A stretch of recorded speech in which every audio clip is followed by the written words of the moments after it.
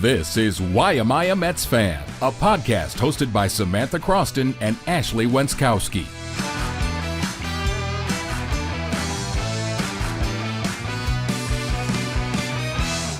Hello, everybody. Welcome into episode 4 of the Why Am I a Mets Fan podcast. I'm Samantha Croston.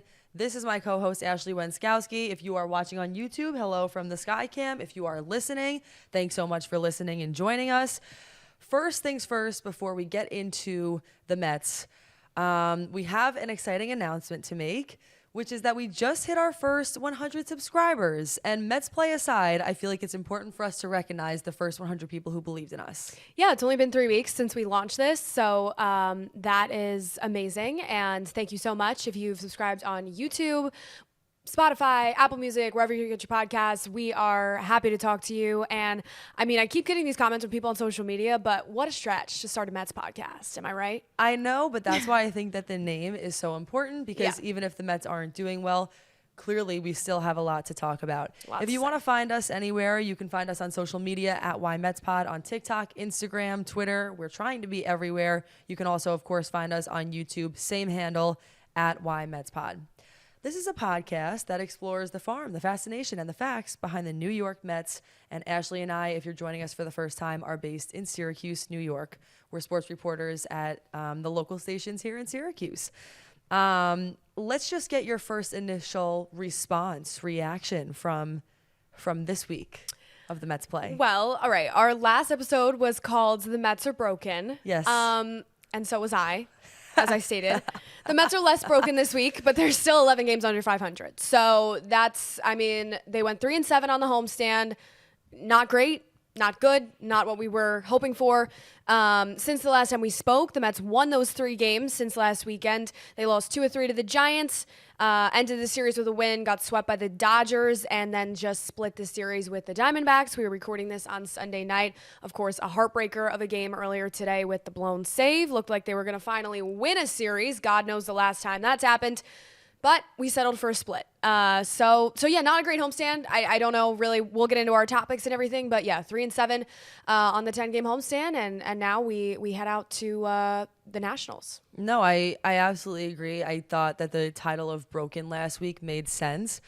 And I feel like at this point, the Mets and my left hand have a lot in common. Broken. Because they are broken and healing, but they're not quite fixed yet. Right. So still a lot of work to go. They're currently 24-35. You mentioned it, 11 games under, 17 games back in the NL East, 5 games back from the NL wild card. I want to just start off immediately by throwing out our stat of the week and our tweet of the week.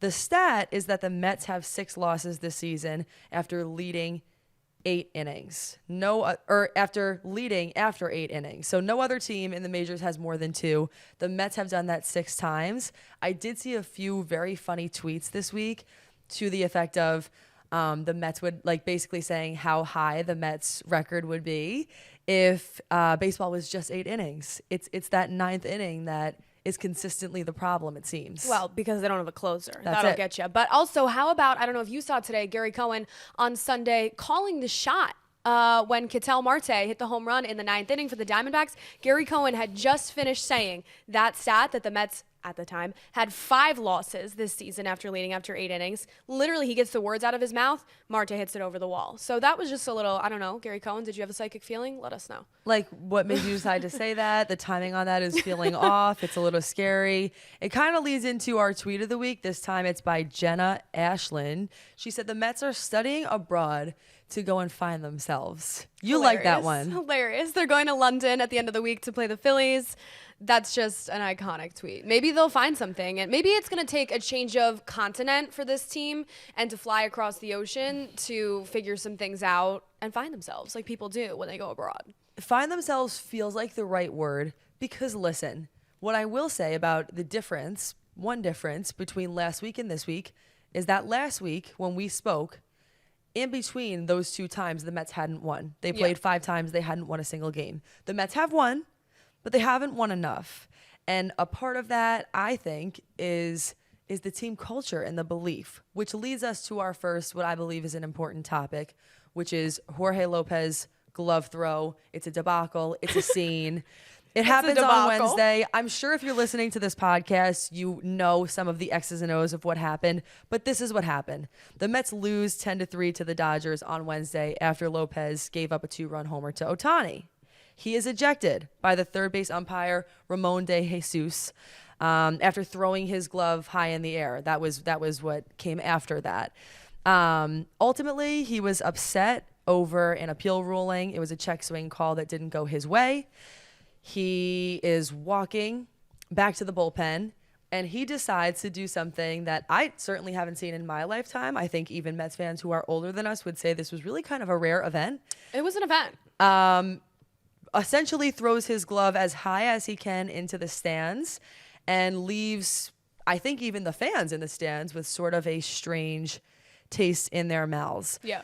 We'll get into what happens with the clubhouse, but just upon seeing that, what were your thoughts? I did not see it live, to be Okay. truthful with you. I was not watching, but I did see everything afterwards on SNY and on social media. And I think more than anything, right, sometimes for this podcast, with the Mets being in the place that they are, I'm like, what are we going to talk about this week? More loss. And then I realized that there's glove throwing, there's Darryl Strawberry ceremonies. Like, it's never a dull moment. Strawberry. There's debacles We all could the have time. talked about that for 20 minutes alone. Yeah. Anyway, so it's the latest LOL Mets moment of the week, as social media likes to point out. And then they designated him for assignment shortly thereafter, which is not surprising due to his post-game comments, which I think were worse than the action. I don't know if he would have gotten DFA'd if we just threw the glove and then were apologetic after the game. You think? It wouldn't have been good, but it was the whole post-game situation with the interview, I think, that did him in. Honestly, I think he's getting tossed either way. That's do? just my opinion. I really do. Because I think that just that action in it of itself was enough to kind of show where he was at. I think it was really unprofessional in it of itself. But again, and this is, I feel like, just what happens when you're a Mets fan. This entire situation was a little complex, including the comments afterwards. He's asked about the glove throwing incident. At first, he's saying, I don't give a beep to anything. He's also a native Spanish speaker. So that is an important part here, because afterwards, he does try to clarify what his comments were. I think that in the beginning, a lot of even Mets media interpreted him to say that the Mets were the worst team in the whole effing MLB. Correct? Correct. Then he's saying later on and trying to clarify on his social media via his Instagram account that he was actually saying and calling himself the worst teammate in the whole effing MLB. End of the day, I think everyone kind of moved past it. There was definitely some clarification and some confusion, but I think this was an important part too. We were looking at Twitter. I saw Anthony DiComo. He essentially tweets and explains that the reason why he got DFA'd was because of his actions. So I don't know. The clarification aside, I still think it was just, as you said, it's just the latest head-scratching Mets moment that just leaves you with a feeling of what the F, we need to figure out still if we can curse on this show or not, because this would be a good time for it, is the identity of this team. It's the latest. I mean, listen, with a ball club that is struggling the way the Mets are, you are going to start to see frustrations boil over. It is no longer April. It is no longer the beginning of May. It is June. And so I think that when you get 2-3 months into a season, clearly no one's having any fun on this team, as they should not be. You're starting to see those emotions and that frustration boil over, not just with Lopez, Alonso this week in the dugout, throwing things. You're seeing the emotions bubble up, which I think is natural. As far as Lopez, I think it was a bit controversial. I saw some people say that the organization hung him out to dry a little bit. They should have had an interpreter next to him. And He's honestly, a they native should have. Spanish speaker. They absolutely should have. Regardless of what he actually said, whether he's calling himself the worst teammate or on the worst team, that's a little bit different, right? It's either a personal knock or it's an organizational knock. And I think the general consensus, he posted to his Instagram story afterwards in Spanish, wrote out a note to fans, and he did say that it was misconstrued. He meant to say that he was the worst teammate. Alonso defended him the next day and said that he also believed it was misconstrued, that he meant to say the worst teammate. So regardless of what happened, embarrassing situation, the latest string of LOL Mets. And here's what I take out of it. From a baseball perspective, Sure. That's all fine and good. You know, let's not do that. Let's try to not be embarrassing. They lose another bullpen arm. Lopez was an all-star in 2022. He was doing pretty well this season. I think he had 19 strikeouts in 26 innings pitched, 3.76 ERA. That bullpen falling apart the way it has lately. At the end of the day, they just lose another viable, serviceable bullpen option for reasons that are outside of the baseball field, and that's unfortunate. Are outside. That's actually a great way to put it. I did finally find this tweet. This is what I wanted to read earlier because I think it's important. This is from Anthony DiComo, who's an MLB beat writer for the Mets. He said, I want to be clear about this. Lopez was not DFA'd because of any teammate confusion. He was DFA'd because he embarrassed the organization with his actions and words, throwing his glove into the stands, lying about meeting with management, and offering zero remorse. To your point, there is more to the story. I do think they should have had an interpreter. And certainly, from a baseball standpoint, today being Sunday, being a perfect example of that, it does not change the fact that they still don't have a closer who they can rely on. It actually just worsened the issue even further. A closer or those late inning bullpen arms that you can feel good about putting into the game. They do not have very many of those right now. Lopez was one of them. And it's just unfortunate. It's just the latest in, the string of a hard season, like I'm saying. Something I wanted to point out, which I saw a couple comparisons on social media. People were talking about Tommy Pham in 2023 when he told Francisco Lindor that it was the, quote, least hard-working group of position players I've ever been around in terms of the Mets and their core. It's interesting, Pham, he's a 10-year Major League Baseball veteran. He's been on 8 different teams now. I think the Mets were 6 different teams last year. But it's that internal stuff that you wonder about, right? Because those comments to Pham, they don't directly correlate, but they do a bit. It's just this internal not good culture that boils over on occasion. And then you see the results of that. They make headlines. Everyone goes, LOL Mets. It doesn't start with Carlos Mendoza, right? Because Tommy Pham's saying that before Carlos Mendoza even worked for the team. He was across town. So, I don't know. It's interesting. LOL Mets. LOL Mets, baby. Well, because listen, and to your point, even with, the media and what we're able to see from a DiComo or a Steve Gelbs or whoever, there's still certain things about this team that you just don't 100% know about. Yeah. And I also got that sense on Twitter that people are saying, listen, it just feels like there's some things here that are happening behind the scenes that we don't know about that might not be good. Anyway, fast forward, which is what leads us to kind of our next topic here, which was another interesting thing that occurred, which is this mysterious team meeting. So this happens on May 29th after the Mets lose 15 of their last 19 games. Okay, 10-3 loss to the Dodgers on Wednesday. After the glove throwing debacle. Correct. Same day. It's called by Mets shortstop Francisco Lindor. He makes it known that he wants a players-only meeting. Players didn't go to eat. They didn't go to the training room. They specifically went to talk about this. DiComo said it lasted about 40 minutes, and their record is 2-2 since then. There are some players, and we'll discuss this, who talked about it and said they thought it made a difference, which I thought was interesting. What is exactly discussed in there? I'm not entirely sure, but I think that there were probably a lot of leaders in that room who you have to think hit a breaking point. I think I've said this on all of our episodes prior to this, and I think I identified this at the beginning of this year. Francisco Lindor is their leader. And I think that's interesting when you consider the fact that Pete Alonso and Jeff McNeil and Brandon Nimmo are homegrown and have been on the team for longer than Lindor by a year and whatever, the whole 9 yards. We've talked about the leadership divide. I was not surprised to see that Lindor called the meeting. In terms of what I'm saying, I think that makes sense. He does seem like the players' captain in a way of this team. Players only without Mendoza in there, without any of the coaching staff in there. You can leave what was said up to your interpretation. I'm sure there were some choice words used.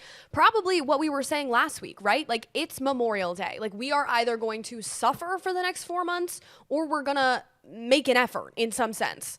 Brandon Nimmo said later in the week it made a tangible difference. You can see over the last 2 days, they won 2 games after that, that the team has played a lot better and really come together. And Christian Scott, who was sent back down to Syracuse, we can talk about that a little later on, but he said that he called Lindor, he said that's why he's our captain Now, Lindor does not wear a C on his chest. No one on the Mets does. But in my opinion, tell me how you all feel. I think that Lindor fills that role for the Mets. And I think part of their culture problem, as we've stated, is that everyone else, the other vets, Alonso, McNeil, they're just not leaders. Well, and I was actually going off of that. I'm not even going to necessarily say this is a hot take because I actually think others have pointed this out, and some at least would probably agree. I would actually go as far as to say with Jeff McNeil specifically, there's something about the way that I'm seeing him behave after things that he doesn't like that I really am starting to feel discomfort with. Like I don't know that I really love his attitude. To be honest with you, I think he has a bad attitude. I'm just gonna say it. It's because the legend of Raccoon has never been solved. you know, Raccoon. And honestly, it's like, you know, obviously even earlier in the season, we would see some things happen, and of course, you know, Mets players would defend him. The whole slide situation that happened weeks ago. But all of a sudden, I'm just starting to realize, I don't know if I'm just late to the party in realizing this, or maybe other people won't agree with me. But there's a difference between not being a leader and actually being someone who's causing some issues. And I think sometimes that he's a problem. I mean that from strictly a culture standpoint. But honestly, I just don't always love what I see. I just don't think that he has the attitude that you're seeing from somebody like Francisco Lindor, who is consistently being positive and who is consistently glass half full. You need a couple more guys like that. Yeah, and I know that's do. really tough to say, but let's face it. Part of the reason why Memorial Day gets brought up so often is because now it's not as if we are in April still and there's still things being figured out. Memorial Day is that first real gut check. Yeah. And I'm feeling kind of sick. Yeah. And I'm feeling kind of sick. I need a Tums.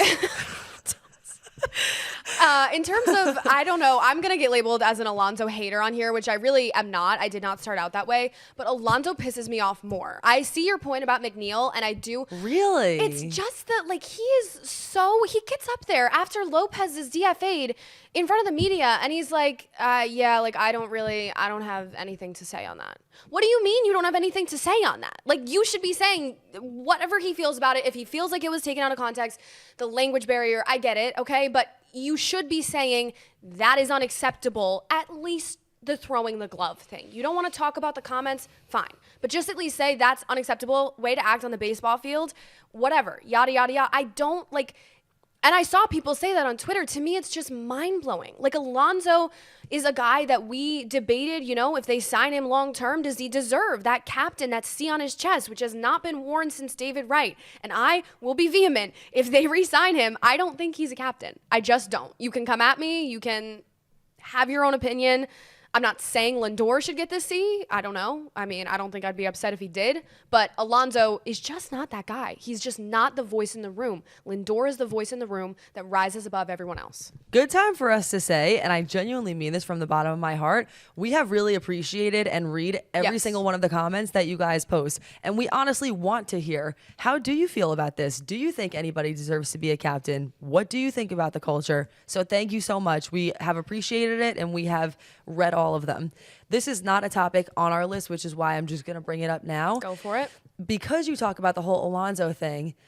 Again, that's another thing where today I'm sitting there and I am again thinking about, and I know that we're, you know, sort of far away from this, but it makes me wonder what is going to happen at the trade deadline. What are you going to do with somebody like Alonso? Like, we've talked about it in the past, but that is the biggest question mark. And it's interesting when you bring up the culture piece, among other things. Like, what are they going to do with a guy like him? And I don't know the answer to that, but the more that they lose, the more, to me, it seems like, I'm not sure that, as we've discussed, Stern, certainly Cohen, others are pretty quick to switch things up, mix things up, see what's going to work. I don't know. I'm just not sure what's going to happen anymore. I'm mostly just saying I'm just not sure. Yeah. But I think the more they lose, the more you wonder if Alonso is going to be a lifer here or not. I think it depends on, you know, like a lot of things. I mean, it depends on money, of course. But aside from that, does Alonso want to be a Met for life? That is a piece that is interesting. I'd think yes, not knowing him. I would think yes, but then I don't know, after it came out that he turned down that contract extension, which was recently reported just a couple weeks ago in the offseason, of course it's a money game, right? This is going to be his big time contract of his career. He's going to try to get as much money as he can. That is fine. That is how the game works. It is a business at the end of the day. Yep. I don't know, even if they're sellers at the deadline, I don't know if they sell Alonso, but I don't think it's out of the realm of possibility, and I think it's significantly more likely than it was even a couple weeks ago. The other thing is, it made me think about, obviously there's a lot of different factors going on here. There's a lot of pressure being felt. You see that at the individual level. You see that at the team level. All eyes are on the Mets. Sometimes it feels at all times. Even if you're not a Mets fan, you have your eyes on the Mets because it is interesting to watch. And it's even interesting sometimes to watch if they are having a downfall or there's a funny moment of some sort.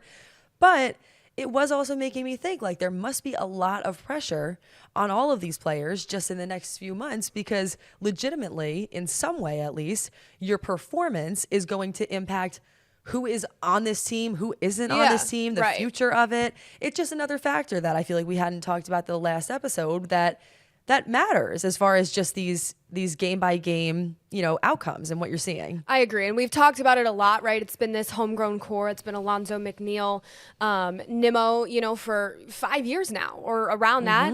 They haven't won anything. They haven't produced. It's time to break up the core. It's going to be sad when it happens, right? I mean, fans get attached to players and fans get nostalgic for the good times that Alonso did bring us. I mean, Alonso has brought a lot to this team and to this organization positively.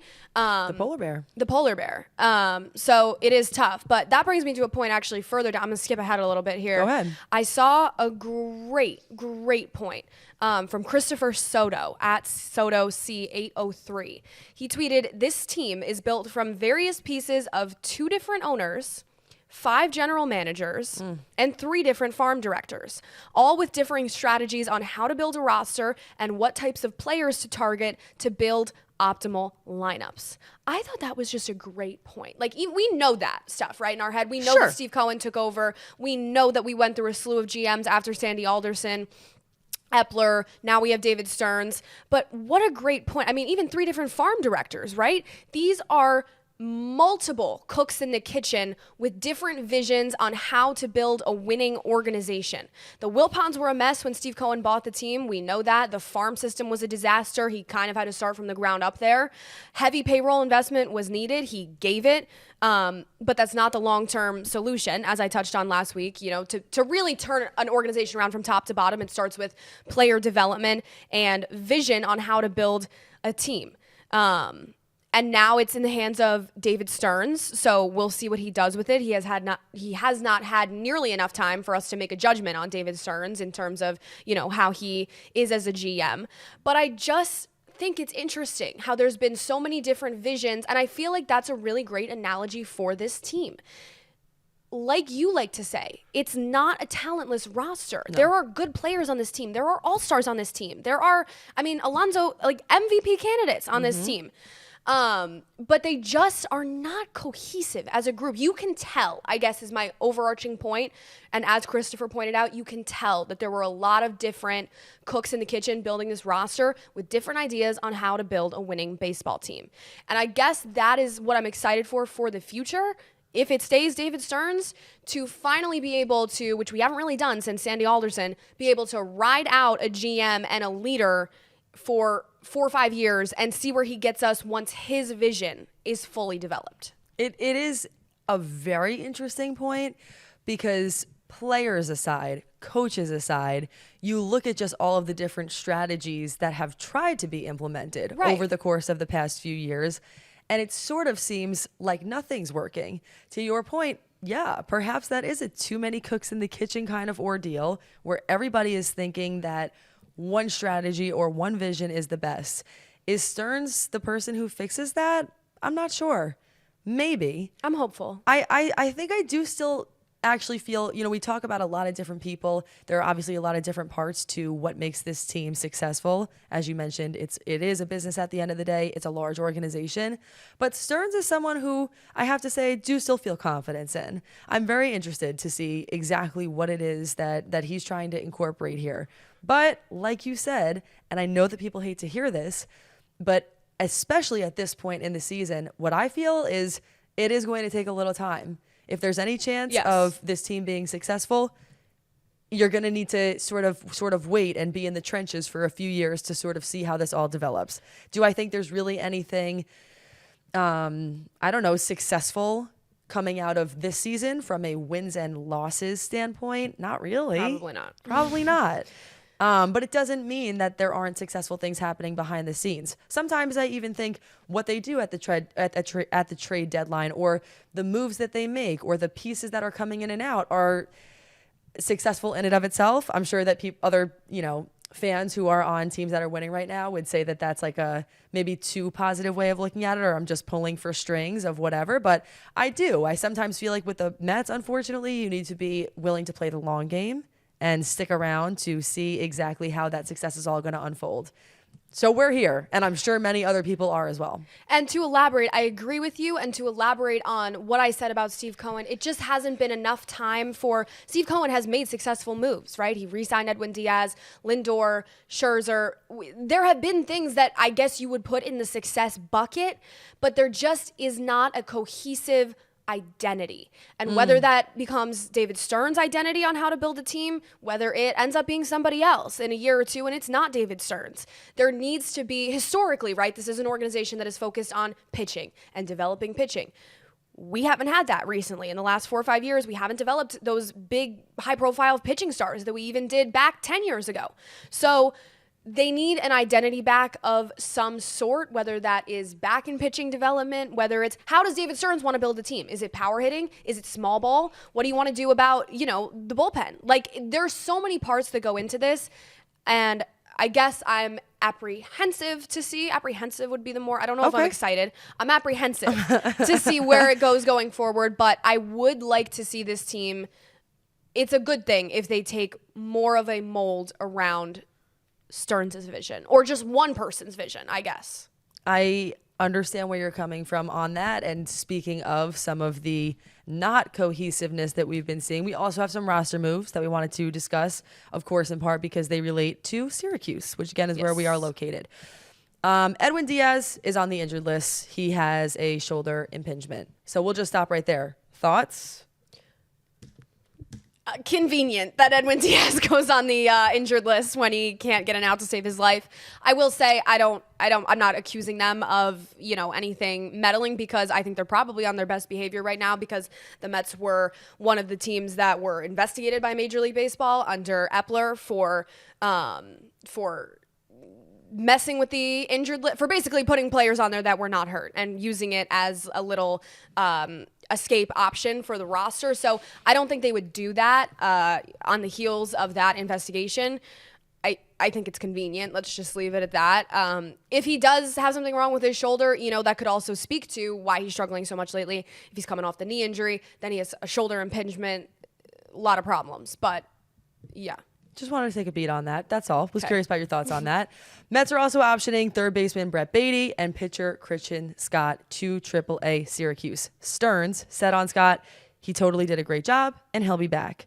Again, even that, Brett Baty, Mark Vientos, there is something that feels cyclical about that entire situation. Brett Baty is back in Syracuse. He played today. He had 2 home runs. He did. It is sort of funny and fascinating. It's like no matter which one of them is down here in Syracuse, they're just blasting the ball. Yeah, Vientos earned that spot for now. He's hitting much better at the major league level. I don't know if that's permanent. I don't know if Mark Vientos is the third baseman of the future, as people like to anoint him. I think I need a larger sample size, to be frank with you. But I do know that Brett Baty deserved to see Syracuse again. Sorry, the guy just was not getting it done. Carrying both of them on the roster was not helping anybody, not helping the team. Brett Baty is only 24. I like to remind people, because people are quick to say, Brett Baty's going to turn out to be that quadruple A player. He mashes the ball in AAA, can't get a hit in the majors. I think it's too soon to give him that label. I don't think that's true. Today he hit the ball, it was in the sportscast, I said 836 total combined feet with the 2 home runs. He hit them both over 400 feet. So 24. That is astonishing. Yeah. That puts a lot in perspective, quite honestly. He is young. So on the Baty Vientos thing, don't have a verdict. I'm happy that they made the right choice and kept Vientos, though, because I think often they keep Baty, or I think often they favor Baty. So I was excited to see Vientos get the nod there. By the way, that would be, I would say, my question of the week. Honestly, our question of the week. We are very curious what you think about that whole third base, Baty, Vientos debacle. Just what do you see for the future of the position? Who do you want to see up there right now? Do you think that was the right choice? So definitely let us know in the comments. Definitely. Continuing down the list, veteran infielder Jose Iglesias and reliever Daniel Nunez, believe I pronounced that right. They're coming up from Syracuse to replace Baty and Scott. Candelita. It's so funny that we literally just talked about that. I know. So yes, Candelita. We also saw obviously on the SNY tweets that this is Iglesias, by the way. If you didn't see it, he also goes by Candelita because he is releasing some new music. So he's also an artist. And we had just recently on one of our last episodes when we had Mike Vassell here, we talked about that. And Vassell was saying that he was very excited for that music. So check out that episode too, because we talked about that a little bit. Any thoughts there? I thought it was nice and refreshing to have a good moment, Iglesias, when he spoke to reporters when he got up to New York, was so happy to be back in the majors, a guy who does have some major league experience. So that was great. I'm happy for him. I don't know. I think there's going to be a shuttle back and forth between Syracuse and New York this summer. I would shuttle say. With Baty, with Christian Scott, right? Scott's just because they didn't need a 6-man rotation this week going to London and everything. They're off Thursday and Friday, so they just did not need to carry 6 starting pitchers right now. But yeah, I think there's it's going to be frequent travel back and forth between Syracuse and New York. Not one doubt about it. Last but not least, Mets acquire catcher Luis Torrens from the Yankees for cash. Omar Narvaez is DFA'd. And that pretty much sums up the roster moves. Yeah. Narvaez was dead weight. Okay, thank you. I was gonna ask stuff because it kind of stayed here with it on the mic, and I normally know that means Ashley has something to say. Agree 100%, and we'll leave it at that. Yeah. I don't think anybody was sad to see that. No. Here's the other topic that we had written down. Obviously important to take a beat on this. Darryl Strawberry's number retired. Yep. I feel like we probably have to start with what they did to that apple. Because, oh my God, what a light. What a positive moment. Give whoever had the idea to turn that apple into a strawberry a raise, okay? That was incredible. Give them a permanent position if they don't have it. Like, promote them. I mean, incredible. Honestly, I mean, as per usual, but even the broadcast team as far as the people in the booth, but like this is another, I feel like, aspect of the Mets that we don't talk about enough is like the SNY crew, like just the production team and the way that they go about showing off the strawberry, for example, and all of these things that happen, like the glove throwing, all of that. I have to say that I think the Mets production team wins every single game. Oh, best in baseball. Like just undefeated. So 100%. just wanted to say that. Go ahead. Yeah, they got to raise the strawberry twice, which was good. I was like, if they turn this thing into a strawberry and no one hits a home run today, that would be a little depressing. Wouldn't surprise me, LOL Mets. Wait, that would be LOL Mets. Yeah, but Vientos, Alonso homer, they got to raise it twice. And they lost on Saturday when they retired Strawberry's number. But I think the biggest thing that we got to take out of that was just honoring the past. They retired Doc Gooden's number earlier this season in April. So now 16 and 18 up in the rafters at Citi Field where they belong. Both of those guys, embroiled in controversy for so much of their careers due to their off-the-field struggles, but they really did bring so much to the Mets organization in the 80s and were such a big part of that generation.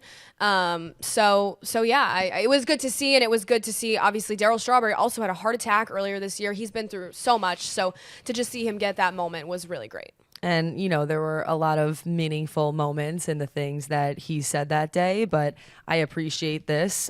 He said, I mean this from the bottom of my heart. I'm sorry for ever leaving you guys. This is somebody who, of course, played for the Mets from 1983 to 1990. He finished his career through 1999 with the Dodgers, Giants, and Yankees. So you mentioned it. Doc Gooden, Darryl Strawberry, only one left on that list. In terms of generational talents, there's one left, and it's a single-digit number, and it's Ashley's 5, favorite player. and my favorite player of all time. But yeah, I think that'll probably still be in a little while. I think it's a little bit too recent, but hey, what do I know? Maybe they're going to retire David Wright's number next year. Who knows? We'll see. I would also, honestly, I'd be curious to hear about some Darryl Strawberry memories. So if there's anything that stuck out to you or anything you want to just say as a little tribute, feel free to throw that in the comments. Yeah, we're young. We didn't experience it. I'm 23. She's 26. But we do know how much they meant to the organization. And honestly, listen, we're honest enough to admit that, by the way. And we will say that from time to time. Yes. Like we will know certain things and of course know how much it means to people. But if you lived some of these experiences that we didn't live, tell us about it. We want to hear about it. We want to live through you. As a matter of fact, I'm not going to promise anything, but we're hoping to have some dads on this podcast at some point. Some older voices. Some older voices who are going to help to give us a little context and perspective. With that being said, final thoughts on the Mets, and then we'll jump into the Syracuse Mets, give you a couple updates. Final thoughts on the Mets, and I'll make it quick, is the analogy I thought of at 2 a.m. last night driving home. These are Ashley's witching hours, by the way. They're actually both of our witching hours. I work until midnight, so I don't go to bed until like 3 a.m. Yeah. Anyways, not the topic. The Mets are like an old house. Now let me just cook on this for a minute. Sure. All right. I'm from Bucks County, Pennsylvania. There's a lot of very nice farmhouses, like stone, beautiful homes, you know, in the multi-million dollars, because from the Revolutionary War is really when a lot beautiful homes. Okay.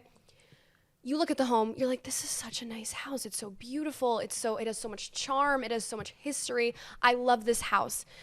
You buy the house, but you didn't do quite enough research into the house. You love the house for the first year or two. It's charming. It makes you laugh.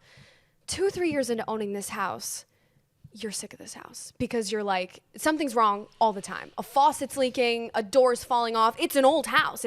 So there's always something wrong with the house. You can't plug the holes fast enough.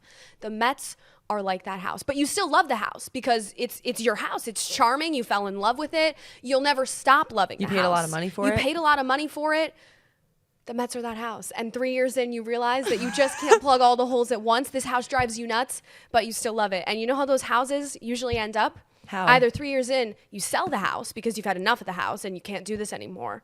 Or you hand the house down through generations and you stick with the house and you never give up on the house, even though the house drives you insane. That's the New York Mets, everyone. I feel like that's probably what I think you still own that house. Oh, I own the house, and I'll probably pass the house down to my kids. So. That house is staying in your family for generations.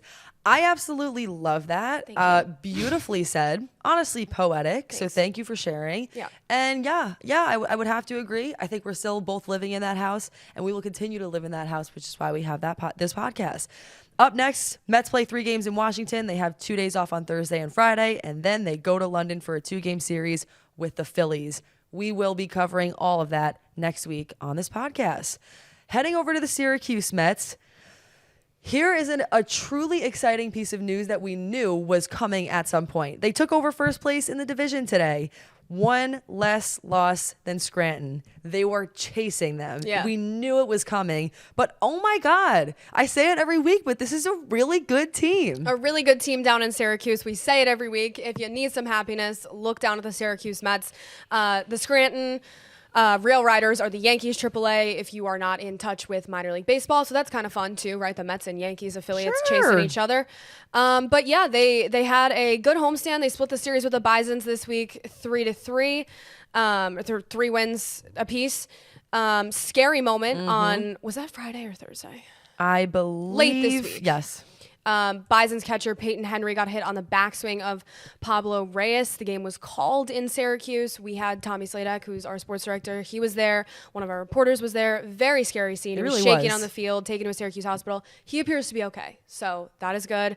But yeah, the Syracuse Mets are cooking with gas. I'm excited to see how they do the rest of the summer, and they're in first place in the International League East. Can I ask you something totally random? I've been hearing that phrase a lot recently, cooking with gas. It's okay if you don't know the answer to this, but I'm having a hard time. I'm saying it now. Right. But I don't really understand the analogy. Like I thought it was cooking with oil at first. I've realized that I was wrong about that, and it is cooking with gas. But like, what does that mean? Like, why is that? I think I might be wrong on this, so tell me if I am, but you know how if you have a gas stove, like it cooks things faster. So cooking with gas, meaning like you're cooking, like you're hot, like you're cooking and heats up the pan faster. Like if you have not a gas stove, it takes a longer time. Because I'm loving it. I just want to make sure I understand it. Understood. Cooking with gas. Just cooking with gas. Well, the Syracuse Mets, one way or another, yeah, they really are. And here was the fun stat, courtesy of Ashley Wenskoski. Mets have the best run differential in the International League East, currently plus 39. So just listen, really exciting times. Obviously, Brett Baty is back. Christian Scott is there, albeit probably for a short time. Yeah. But we will just have to see what happens. I think the biggest thing that we'll be keeping our eye on right now is Brett Baty. How long will his stay be here? And we are not going to promise anything, but we are really going to do our best to try and hear from him or talk to him in some capacity, because we know that'd be interesting to people. So stay tuned, because we do have some other guests in the works and some things coming up. Final thoughts.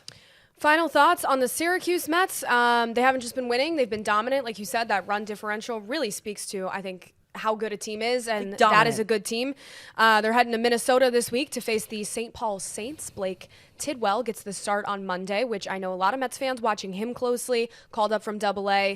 The Mets could use pitching. Maybe he's in that equation later on in the summer, so we'll see how he fares on Monday. And yeah, as for the real Mets, look, 3 games in Washington this week. Nationals not a great team this year, but again, the Mets can't even beat good teams lately, so we'll see what happens there. And then they get 2 days off and they get to go to London. I do have some question for Major League Baseball schedulers. Why are we sending a team? I think expansion and playing internationally in those games is great. Why are we sending a team to London to play 2 games? Like, that seems like make it a 3-4 game series. I agree. Regardless, it'll be a nice change of pace to see them over there across the pond. And 10 a.m. start on Sunday, by the way. Woo! That's a change in pace. Yeah. I feel like we're normally like sleeping I'll at still that be asleep, time. just to clarify. Okay, well, listen, thank you so much, everybody, for joining us, episode 4. And truly, again, really mean it. Those first 100 subscribers, it just means more. So if you're in those 100 subscribers, thank you. If you're not already, come on in, join the fun, and see what it feels like to hear from 2 reporters who are in Syracuse, and hopefully have some more guests coming up soon. So thank you again. I'm Samantha Croston. That's Ashley Wenskoski. And find us anywhere that you watch podcasts. And follow us on Twitter. We're funny. We are funny. We will also see you next week. Potentially some extra innings coming up. I don't know why my outro is just running on and on and on at this point. Get it all out. Goodbye. See you next time.